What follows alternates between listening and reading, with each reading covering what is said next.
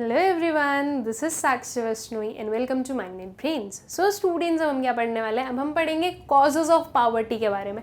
अभी तक हम लोगों ने काफ़ी कुछ पढ़ लिया। पावर्टी क्या होती है, पुअर कौन होते हैं, पावर्टी लाइन का कंसेप्ट पढ़ लिया। हमारा प्री इंडिपेंडेंस पावर्टी कैसे मेजर की जाती वो देख लिया हम लोगों ने। उसके बाद में हम लोगों ने देखा कि एग्रीकल्चर जो है वो अभी तक जो है मेन प्रिंसिपल है लाइवलीहुड का लोगों का। तो ये सारी चीजें हम लोग कर चुके हैं। अब हम आते हैं what are causes of poverty. Poverty क्यों जो है वो हो रही है, या पावर्टी के क्या रीजंस हैं, क्यों लोग पावर्टी से बाहर नहीं आ पा रहे।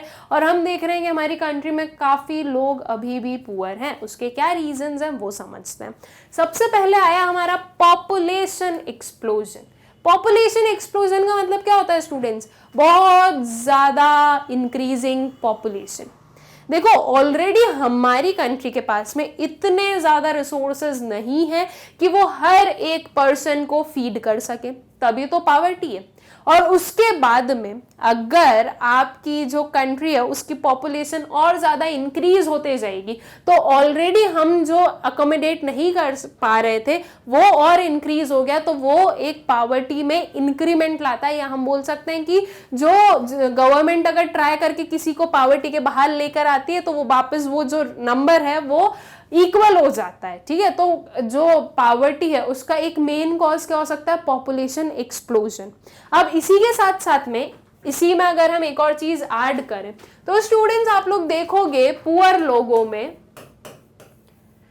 बिग फैमिलीज होती है। अगर हम थोड़ा रिच, थोड़े एजुकेटेड लोगों की बात करेंगे या उनकी हम फैमिलीज देखेंगे तो वो हमें काफी कंसोलिडेटेड और सिर्फ एक दो बच्चे होंगे, मम्मी पापा होंगे, अगर दादा दादी होंगे तो वो लोग ऐसे बहुत ज्यादा हमारी जो बिग फैमिलीज हमें देखने को नहीं मिलती अगर हम एक एजुकेटेड, एक एलाइट सेक्टर की बात करें तो। लेकिन अगर हम पुअर सेक्शन की बात करें तो पुअर सेक्शन में, पुअर सेक्टर में हमें बिग फैमिलीज देखने को मिलती है। 8, 9, 10 चिल्ड्रन, राइट? बहुत सारे हैं, 2 से तो नहीं होगा, 3, 4, 5, 6 कुछ तो होने चाहिए, राइट? तो देखो कितनी ज्यादा उन्होंने अपनी फैमिली को बड़ा करके रखा। अब जो पेरेंट्स हैं दोनों वर्किंग है, ठीक है। ऐसा तो होता ही है रूरल सेक्टर में कि पापा भी काम करते हैं, मम्मी भी काम करती है, मतलब कि मेल फीमेल दोनों काम करते हैं। बिकॉज अगर सिर्फ मेल काम करेगा तो इतना वो अर्न नहीं कर पाता, इसलिए फीमेल भी काम करती है। अब मेल एंड फीमेल मतलब कि जो हमारी फैमिली के दोनों हेड्स हैं वो काम कर रहे हैं। इफ एक चाइल्ड होता तो वो इसे इजीली फीड कर सकते थे, इजीली जो उनके थोड़े बहुत जो एक्सपेंडिचर्स हैं वो इनकर कर सकते थे। लेकिन अब एक नहीं, हम देखते हैं कि यहाँ पर बिग फैमिलीज हैं तो ठीक है, 2, 3, 4 तो एटलीस्ट देख ही लेते हैं, राइट?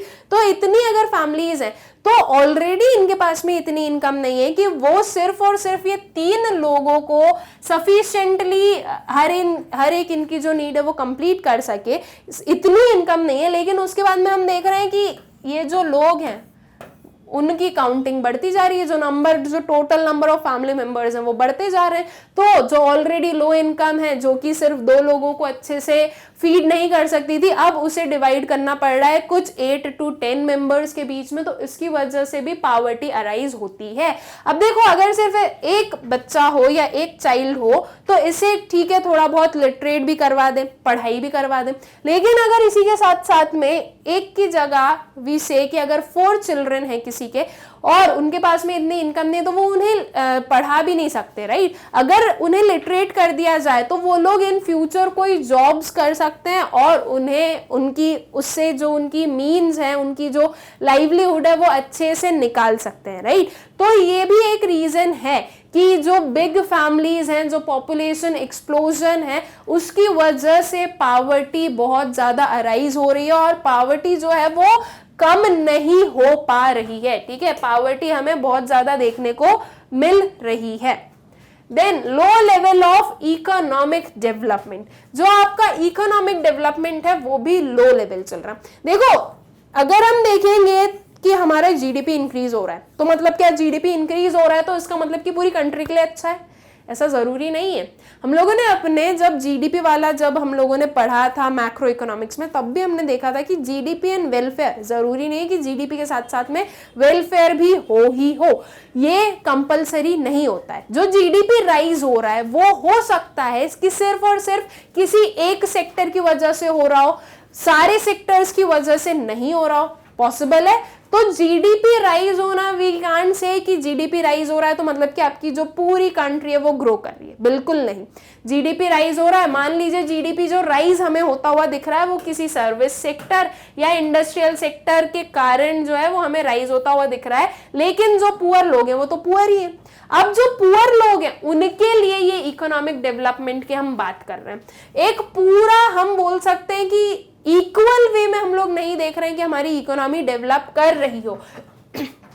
सॉरी, कुछ सेक्टर्स में बहुत ज्यादा ग्रो करती हुई भी दिखती है, कुछ सेक्टर्स में हमें ग्रो करती हुई नहीं भी दिखती। तो अब स्टूडेंट्स जो पुअर लोग हैं, जो कि ऑलरेडी इलिटरेट लोग हैं, उनके पास में कोई काम नहीं है, और काम नहीं है तो अब उनके पास में जो है मनी नहीं मिल पाता, उनको इनकम नहीं हो पाती, इसलिए वो पुअर है, राइट। अब ये जो है पुअर लोग वो ऑलरेडी पुअर हैं, लिटरेट नहीं है, तो उनके लिए कोई जॉब्स भी अवेलेबल नहीं होती है, इसलिए वो लोग अपनी ये जो पॉवर्टी का सर्कल है उससे बाहर नहीं निकल पाते। आप कभी रूरल सेक्शंस में जाना, रूरल एरियाज में जाना, वहां पर आप लोग देखोगे कि जो पुअर लोग हैं उनकी फैमिलीज देखना आपको बिग फैमिलीज दिखेगी। उसके बाद में अगर आप उनसे पूछोगे कि आपके घर में काम कौन कौन करता है, तो जो छोटे छोटे बच्चे होंगे ना वो भी आपको ये बोलेंगे कि वो काम करते हैं। और काम क्या करते हैं, कुछ एग्रीकल्चर फार्म्स में काम कर लिया, ठीक है। अब वो भी सीजनल है, ऐसा नहीं कि हर टाइम पर उन्हें काम मिल ही जाता है, वो सीजनल रहता है। जब जरूरत होती है तब फार्मर्स काम पर बुला लेते हैं, जब जरूरत नहीं होती तब नहीं बुलाते। उसके बाद में या ये बोल सकते हैं कि कुछ हाउस होल्ड जो है उन वर्क में इन्वॉल्व है, मतलब कि किसी बिग फैमिलीज में जो मेड्स वगैरह होती है, अगर हम अर्बन एरियाज की बात करें तो मेड्स वगैरह होती है, राइट। तो वही सेम चीज रूरल एरियाज में भी है कि कोई सफाई वाला, तो बर्तन साफ करने वाले, तो ये जो हाउस होल्ड वर्क जो होता है उसमें कोई इन्वॉल्व है, तो वो वैसे उनका जो अर्निंग है वो होती है। अब उससे जो अर्निंग होती है वो कोई बहुत लमसम अमाउंट तो होता नहीं, कुछ छोटा मोटा ही अमाउंट होता है, right. Rural area, urban areas में जितना पे करते हैं उससे कम आप लोगों को रूरल एरियाज में दिखेगा। तो ये चीज हम देख रहे हैं कि लोगों को काम की जरूरत है, लेकिन उनके कैपेबिलिटीज के अकॉर्डिंग काम अवेलेबल नहीं है, राइट। अब कैपेबिलिटीज या स्किल्स कब जनरेट होती है, जब वो एजुकेटेड होते, जब वो लिटरेट होते हैं, लेकिन पॉवर्टी की वजह से वो लिटरेट भी नहीं हो पाए, वो उन्होंने पढ़ाई नहीं की, तो उनके अंदर कोई स्किल्स नहीं है, इसलिए इंडस्ट्रियल सेक्टर या सर्विस सेक्टर वो जो एक्स्ट्रा पॉपुलेशन है उसे एब्जॉर्ब भी नहीं कर सकता है, ठीक है। फिर पुअर स्टेट ऑफ एग्रीकल्चर। अब हम लोगों ने जो हमारा टॉपिक पढ़ा था number of poor people in India, उसमें हम लोगों ने देखा था कि 80% ऑफ पुअर जो हैं वो रूरल सेक्टर्स में है या रूरल एरियाज में है, राइट। अर्बन एरियाज में कम पुअर है एज कंपेयर टू रूरल। जो आपका 80% आपको पुअर पॉपुलेशन दिखेगी वो रूरल एरियाज में दिखेगी। तो अब ये जो रूरल एरियाज में जो लोग होते हैं वो यूजुअली क्या काम करते हैं, एग्रीकल्चर वर्क करेंगे या फिर non agriculture work. Non agriculture work में मैंने आप लोगों को बताया कि किसी हाउस होल्ड, किसी घर पे जाके काम कर रहे हैं, या जो वो लाइफ स्टॉक वाला काम होता है उसमें इन्वॉल्व है। कोई बहुत अच्छा काम नहीं है, मतलब कि बहुत ऐसा काम नहीं जिससे उन्हें बहुत ज्यादा मनी जनरेट हो, इनकम जनरेट हो, लेकिन ठीक है कर रहे हैं वो लोग काम, ठीक है। तो या तो वो एग्रीकल्चर में होंगे या वो इसमें होंगे। तो अब एग्रीकल्चर सेक्टर में भी अगर वो लोग काम कर रहे हैं तो एग्रीकल्चर में सीजनल वर्क मिलता है। टोटल 12 मंथ्स के लिए कोई एक आपको परमानेंट वर्क मिले ये पॉसिबल नहीं होता है under agriculture sector, because agriculture sector में सीजन्स के अकॉर्डिंग काम होगा, ठीक है। और ऑलरेडी वी नो कि एग्रीकल्चर सेक्टर जो है वो पुअर परफॉर्म कर रहा है, राइट। बिकॉज एग्रीकल्चर सेक्टर में बहुत ज्यादा इनोवेशन हम लोग नहीं देखते। सिर्फ जो बिग फार्मर्स हैं, जो बिग लैंडलॉर्ड्स हैं, उनकी प्रोडक्टिविटी, उनके फार्म्स में जो प्रोडक्टिविटी होती है वो हमें अच्छी देखने को मिलती है। तो वो चीज हम समझ रहे हैं कि यहाँ पर जो एग्रीकल्चर सेक्टर है उसकी जो स्टेट है वो भी कैसी है, बहुत ही पुअर है। और उसके बाद में बिग फार्मर्स की छोड़ दो, जब स्मॉल और मार्जिनल फार्मर्स पर हम बात करते हैं तो उनके पास में इतने मीन्स नहीं होते हैं कि वो बहुत ज्यादा प्रोडक्शन कर सके। और उसके बाद में ये भी होता है कि वो लोग जो स्मॉल और मार्जिनल फार्मर्स होते हैं वो खुद अपने फार्म पर वर्क करते हैं, वो लोगों से कम काम करवाते हैं। तो लोगों से कम काम करवा रहे हैं तो जो पॉपुलेशन जो कि काम करने के लिए रेडी है उनको कोई काम नहीं दे रहा है, तो अल्टीमेटली जो पॉवर्टी है वो इंक्रीज होते हुए हमें दिखती है। ठीक है, फिर आता है हाई इलिटरेसी रेट, बहुत ही बेसिक और बहुत ही हम बोल सकते हैं प्रिंसिपल कॉज है ये पॉवर्टी का, हाई इलिटरेसी रेट। सिंपल सी चीज है, अगर लोग लिटरेट होते तो वो पुअर नहीं होते। उसका रीजन बिकॉज उनमें स्किल्स डेवलप हो जाती, और स्किल्स डेवलप हो जाती तो उन्हें काम मिल जाता। अब वो इलिटरेट हैं, उन्हें कुछ भी नहीं आता है, किसी भी फील्ड में उन्हें वर्क करते नहीं आता है, तो अल्टीमेटली उन्हें कहीं पर भी वर्क मिलना बहुत मुश्किल हो जाता है। और अगर वर्क नहीं मिलेगा तो उनकी जो इनकम है वो नहीं हो सकती, राइट? उनका जो सोर्स ऑफ इनकम है वो नहीं मिलेगा उन्हें, और अल्टीमेटली ये जो पुअर हैं वो पुअर ही रह जाते हैं। बिकॉज अगर हम इंडस्ट्रियल सेक्टर, सर्विस सेक्टर में देखें तो किन्हें वो एम्प्लॉय करते हैं, बहुत ही अच्छे लोगों को जिनमें स्किल्स हो, राइट? जो लोग केपेबल हो उनकी कंपनीज में काम करने के लिए उन्हें एम्प्लॉय किया जाता है। तो और जो एग्रीकल्चर सेक्टर है उसमें तो हम लोगों ने देख लिया कि वो ऑलरेडी पुअर स्टेट में चल रहा है, तो वो इतने लोगों को एब्जॉर्ब नहीं कर सकता। ठीक है, तो इसलिए जो हाई इलिटरेसी रेट है ये एक मेन कॉज बनती है पॉवर्टी का। So the most weaker sections of society have to take up low paid up jobs due to lack of knowledge. ठीक है, इन्हें जो जॉब्स मिल रही है वो कैसी है, लो पेड जॉब्स है, मतलब कि इन्हें ज्यादा जो है इनकम जनरेट वो नहीं कर पाते हैं। ठीक है, फिर हाई लेवल ऑफ इनडेप्टनेस से हम क्या मतलब समझ रहे हैं कि बहुत ज्यादा कर्ज हो जाना। अब देखो पुअर लोगों में क्या होता है स्टूडेंट, एक सिंपल सा हम एग्जाम्पल लेते हैं, मेड सबके घर पे आती होगी, ओके, मतलब आप लोगों को पता ही होगा, हम उन्हीं का एग्जाम्पल लेते हैं। जो मेड जो होती हैं स्टूडेंट्स, जो लोग हमारे जो हाउस होल्ड काम करने आते हैं, वो लोग कभी कभी आप लोगों ने देखा होगा मम्मी से बोलती हैं कि आज हमें 500 रुपीज दे दीजिए, आज हमें 200 रुपीज दे दीजिए, 1000 रुपीज दे दीजिए।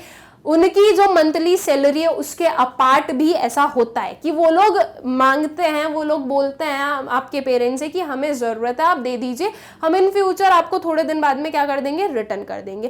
तो अल्टीमेटली उन्होंने क्या किया, उन्होंने बोरो किया है। अब बोरो किया है तो ऑब्वियसली इसे रीपे भी करना पड़ेगा, राइट? रीपे करना पड़ेगा। अब रीपे करने के लिए जरूरी है कि लोगों के पास में उतनी उनकी इनकम होती रहे। अब हो सकता है कि आपकी जो मेड है उनकी इतनी इनकम होती हो कि वो रीपे कर देगी, लेकिन ऐसा भी होता है कि ये लोग रीपे नहीं कर पाते, और रीपे करने की वजह क्या कर रहे हैं, वो और बोरो कर रहे हैं। ये जो बोरो है वो और कर रहे हैं, तो इसका मतलब कि ये फर्स्ट वाला भी उन्हें रीपे करना है, सेकेंड वाला भी उन्हें रीपे करना है। इंटरेस्ट की तो अभी हम बात ही छोड़ दें कि इंटरेस्ट भी इन पर पे करना पड़ेगा, तो उस चीज को हम अभी अपने लाइमलाइट में ला ही नहीं रहे। अभी हम सिर्फ जो प्रिंसिपल अमाउंट है उस पर बात कर लेते हैं, ठीक है? उसी से आप लोगों को इसका मतलब समझ में आ जाएगा। अब जब अगर किसी पर्सन की इनकम नहीं हो रही है तो वो ये अमाउंट वापस रिटर्न कैसे करेगा? अब रिटर्न करना भी जरूरी है, बिकॉज जिसने दिए हैं, जो लेंडर है, वो अब पैसे मांग रहा है वापस, तो रिटर्न करना भी जरूरी है। तो अब वो ये पैसे कहां से देगा? तो उसने सोचा चलो ठीक है, एक और बार हम और कहीं से बोरो कर लेते हैं और इन्हें रीपे कर देंगे, फिर आएंगे तब उन्हें दे आएंगे। ठीक है, तो मैंने मतलब कि जो भी एक पर्सन है उसने और कहीं से बोरो किया और इसको रीपे कर दिया, लेकिन अल्टीमेटली हुआ क्या, जहां से बोरो किया वो भी तो एक बोरोइंग बढ़ी उसकी, राइट? तो ऐसे बोरो कर करके वो एक जो पर्सन है वो काफी डेप्थ में चला जाता है, और हम लोग देखेंगे कि पुअर लोगों के पास में एक हाई लेवल ऑफ इंडेप्टनेस होती है। अब अगर किसी की इनकम हुई भी तो वो क्या सोचेगा कि जो मनी मैंने लिया है वो तो मैं रिटर्न कर दूं, तो वो मनी जो इनकम अगर हुई है किसी पर्सन की तो वो उसे सेव नहीं कर सकता उसके फ्यूचर यूज के लिए, उसे रीपे करना है, इसलिए वो रीपे करने चला गया, तो अल्टीमेटली उसके पास में मनी नहीं बचा, राइट। तो इसलिए अभी भी हम उसे पुअर ही बोलते जा रहे हैं और ऐसे ही जो पॉवर्टी का सर्कल है ये चलता जा रहा है, ठीक है। फिर इन इक्वालिटीज ऑफ इनकम, ये तो ठीक है, ये तो बिल्कुल सही बात है कि जो इनकम है उनमें वो उसका जो डिस्ट्रीब्यूशन है वो इनइक्वल है, राइट। कुछ हम देखेंगे बहुत रिच है, कुछ हम देखेंगे बहुत ज्यादा ही पुअर है, एक्सट्रीमली पुअर है, कुछ हम देखेंगे मिडिल में आ रहे हैं, कुछ थोड़े रिच हैं, कुछ थोड़े पुअर हैं। तो ऐसे बहुत अलग अलग सेक्टर्स हम लोग देखते हैं, बहुत अलग अलग सेक्शंस देखते हैं। तो अल्टीमेटली हम ये बोल रहे हैं कि जो इनकम है उसमें इन इक्वालिटी देखने को मिलती है। जो रिच होते हैं वो रिच होते जाते हैं, जो पुअर हैं जिनके पास में कोई स्किल्स नहीं है, जिनके पास में कोई वर्क नहीं है, वो पुअर होते जाते हैं, उनकी कंडीशन और ज्यादा बिगड़ती जाती है अगर उन्हें वर्क ना मिले तो, ठीक है। फिर आता है इन्फ्लेशन, एक और रीजन है इन्फ्लेशन पॉवर्टी का। देखो इन्फ्लेशन कैसे रीजन हुआ, सबसे पहले तो एक सिंपल से एग्जाम्पल लेते हैं। हमें पता है कि as compared to previous years जो है इन्फ्लेशन जो है वो इंक्रीज हुआ है। अब कैसे इसे हम समझे, एक सिंपल सा एग्जाम्पल है, थोड़ा सा हम पीछे जाते हैं, 2011 की बात करते हैं, ठीक है। 2011 में अगर कोई आपको 10 रुपीज देता था तो आप खुश हो जाते थे कि 10 रुपीज दिए हैं, बहुत अच्छी बात है, मतलब वो एक फेस पर स्माइल ही अलग होती थी कि भाई अब आज तो अपने को 10 रुपए मिल रहे हैं, अपन जाकर ये खरीदेंगे या ये खाएंगे, राइट। वही सेम केस, ये जो 2011 में 10 रुपीज मिलते थे, अगर हम 10 इयर्स बाद की बात करें, दैट इज 2021 में बात करें, तो ये जो 10 रुपीज हैं, यही सेम 10 रुपीज अगर आपको कोई दे तो आप क्या बोलोगे, क्यों दिए, ये 10 रुपीज देकर भी क्यों ये दिखाया कि आपने हमें 10 रुपीज दिए, इसकी जरूरत ही नहीं थी।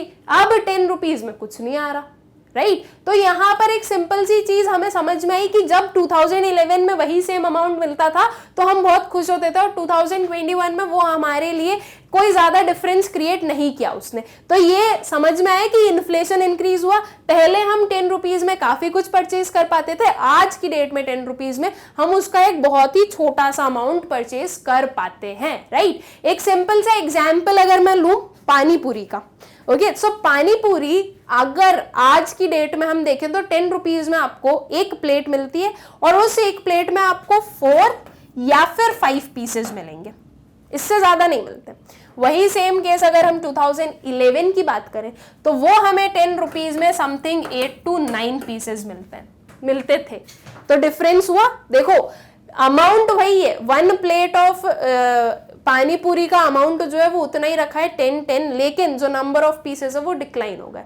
अब 10 रुपीज में उतना सेटिस्फेक्शन थोड़ी ना मिलता जो 2011 में मिलता था, राइट। तो ये हमें बता रहा है कि जो महंगाई है वो बढ़ी है, तो महंगाई बढ़ी है तो इसका इफेक्ट जो है वो पॉवर्टी पर तो होना ही है, या पॉवर्टी का वो एक कॉज तो होना ही है जो इन्फ्लेशन है। अब लोगों के पास में वैसे ही जो लोग पुअर हैं उनके पास में उतने मीन्स नहीं है कि वो अपने जो सारी नीड्स है वो फुलफिल कर सके, उसके बाद में इन्फ्लेशन के कारण उन्हें और ज्यादा ये बर्डन लगता है कि वो कैसे ये सारी चीजें, उनकी जो सारी नीड्स है वो फुलफिल करें, ठीक है। सो inflation is also a cause of poverty. फिर आता है हाई लेवल ऑफ अनएम्प्लॉयमेंट। बिल्कुल सही बात है, अनएम्प्लॉयमेंट अगर नहीं हो तो पॉवर्टी नहीं हो, लेकिन अनएम्प्लॉयमेंट है इसलिए पॉवर्टी है। अब अनएम्प्लॉयमेंट कहां से आया, अनएम्प्लॉयमेंट क्यों है, क्यों इंडस्ट्रियल सेक्टर, सर्विस सेक्टर जो है वो जो एक्स्ट्रा पॉपुलेशन जो कि रूरल एरियाज में, जो कि एग्रीकल्चर सेक्टर पर डिपेंडेंट है, उसे एब्जॉर्ब क्यों नहीं कर पा रही। एक सबसे बड़ा मेन कॉज उसके पीछे इलिटरेसी। जो लोग हैं वो इलिटरेट हैं, उनके पास में कोई भी स्किल्स नहीं है, उनके पास में कोई भी नॉलेज नहीं है, तो कोई भी इंडस्ट्री उन्हें हायर नहीं करना चाहेगी। रीजन बिकॉज वो जो एक पर्सन है वो उनके जो एक इंडस्ट्री है उसके कोई काम का नहीं है, राइट। जो इंडस्ट्रीज हैं, जो सर्विस सेक्टर्स हैं, उन्हें काफी इंटेलिजेंट, काफी हाईली स्किल्ड, टैलेंटेड लोगों की जरूरत है, और अगर एक पर्सन इलिटरेट है तो हम उसमें ये सारी चीजों की एक्सपेक्टेशन नहीं रख सकते। तो अल्टीमेटली जो मेन रूट है वो कहां से आया कि इलिटरेसी से। इलिटरेसी है इसलिए अनएम्प्लॉयमेंट, और अनएम्प्लॉयमेंट है इसलिए पॉवर्टी है। अल्टीमेटली पॉवर्टी है इसलिए इलिटरेसी है। तो हम देखेंगे कि ये जो सर्कल है पूरा ऐसे ही चल रहा है, राइट। तो वो ऐसा ये सर्कल चलता रहता है और हम जो पॉवर्टी है वो रिमूव नहीं हो पा रही है कंप्लीटली हमारी कंट्री से। As section of urban poor in India are largely the overflow of rural poor who migrate to urban areas in search of employment and a livelihood। अब ये चीज हमें पता है, ये चीज मैंने आप लोगों को पहले ही बताई है कि रूरल सेक्शन से, रूरल एरियाज से लोग माइग्रेट कर कर अर्बन एरियाज में जाते हैं इन सर्च ऑफ वर्क, ताकि उन्हें रूरल एरियाज में तो वर्क नहीं मिल रहा है बट अर्बन एरियाज में उन्हें वर्क मिल जाए। इस एक्सपेक्टेशन से वो लोग जाते हैं ताकि उन्हें कुछ ना कुछ उनकी जो लाइवलीहुड है वो पूरी, जो उनकी जो नीड्स है वो कंप्लीट हो सके। तो अर्बन एरिया का जो पुअर है वो यूजुअली कौन सा पुअर है? रूरल एरिया वाला। अब रूरल एरिया का जो पुअर है वो इलिटरेट था, इसलिए जो इंडस्ट्रीज है वो उन्हें अब्सॉर्ब नहीं कर सकती। उसके बाद में इंडस्ट्री अगर एब्सॉर्ब करती भी है, अगर इंडस्ट्री किसी को हायर कर भी रही है तो बहुत ही कैजुअल वर्क पे या फिर अनसिक्योर्ड वर्क हम बोल सकते हैं, या फिर हम बोल सकते हैं सीजनल वर्क मिलता है। परमानेंट वर्क मिलना थोड़ा मुश्किल हो जाता है, ठीक है। Industrialisation has not been able to absorb all these people. Most of the urban poor are either unemployed or temporary employed as casual labours, ठीक है, या तो अनएम्प्लॉयड है या फिर टेम्पररी एम्प्लॉयड है। Such casual laborers are among the most vulnerable in society as they have limited skills with no job security, no assets and no surplus to sustain them. So poverty is closely related to the nature of employment, ठीक है। अब ये जो casual labours है ये most vulnerable लोग हम मान सकते हैं सोसाइटी के, जिनके पास में बहुत लिमिटेड स्किल्स हैं, जिनके पास में कोई जॉब सिक्योरिटी नहीं है, जिनके पास में कोई सेविंग्स नहीं है कि वो इन फ्यूचर उनका जो उनकी जो वो सब्सटेन कर सके, ठीक है। तो ये सारा जो है ये मोस्ट वनरेबल ग्रुप हम बोलेंगे। और अनएम्प्लॉयमेंट क्या है? एक मेन कॉज है पॉवर्टी का। अब ये भी मैंने आप लोगों को समझाया कि ये जो पूरा सर्कल है ना वो चलता जाता है। ये जो आपके सारे कॉजेज है ना उसे अगर आप एक दूसरे से लिंक करोगे तो आप देखोगे कि एक के कारण दूसरा हो रहा है, दूसरे के कारण तीसरा हो रहा है, और ऐसा ये जो सर्कल है वो चलता जा रहा है, ठीक है। तो अनएम्प्लॉयमेंट जो है वो भी एक मेन कॉज है पॉवर्टी का। ऑब्वियस सी चीज है, अगर लोग एम्प्लॉयड होंगे तो उनके पास में पैसा आएगा तो पॉवर्टी खत्म होगी, लेकिन अनएम्प्लॉयड है, पैसा ही नहीं आ रहा है, उनकी कोई इनकम ही नहीं है, तो वो पॉवर्टी है, मतलब कि वो लोग पुअर है, ठीक। फिर आता है इसका एक कंक्लूजन, ठीक है। ये जो सारे हम लोगों ने कॉजेस पढ़े उससे हम क्या कंक्लूड कर पा रहे हैं? So all these factors have created two distinct groups in society। दो ग्रुप्स का फॉर्मेशन हो गया इन सारे फैक्टर्स की वजह से। कौन कौन से हैं वो दो groups? Those who possesses the means of production and earn good income, that is rich section। जो कि मीन्स ऑफ प्रोडक्शन मतलब कि ये जो सारे इंडस्ट्रीज, सर्विसेज का जो हेड हो गया, service sector, industrial sector, agriculture sector, इन पर जो रूल कर रहे हैं वो लोग हो गए, दैट इज ये हो गया हमारा एक रिच सेक्शन। और those who have only their labor to trade for survival, that is poor section। और एक हो गया हमारा poor section, that is वो लोग काम करके उनका जो सर्वाइवल है वो करते हैं। तो ये दो सेक्शंस में हमारी जो पूरी पॉपुलेशन है वो डिवाइड हो गई, रिच एंड पुअर, ठीक है। आई होप सो कि ये जो कॉजेज ऑफ पॉवर्टी है ये आप लोगों को अच्छे से क्लियर हो गए होंगे। आप लोगों को समझ में आ गया होगा कि क्या क्या रीजंस होते हैं जिनकी वजह से पॉवर्टी अराइज होती है। नाउ जो हमारा नेक्स्ट लेक्चर होगा उसमें हम पढ़ेंगे मेजर्स टू रिड्यूस पॉवर्टी। अभी हमने पढ़ा क्या रीजंस होते हैं पॉवर्टी के, अब हम अपने नेक्स्ट में पढ़ेंगे कि कैसे हम पॉवर्टी को रिमूव कर सकते हैं। Okay, thank you.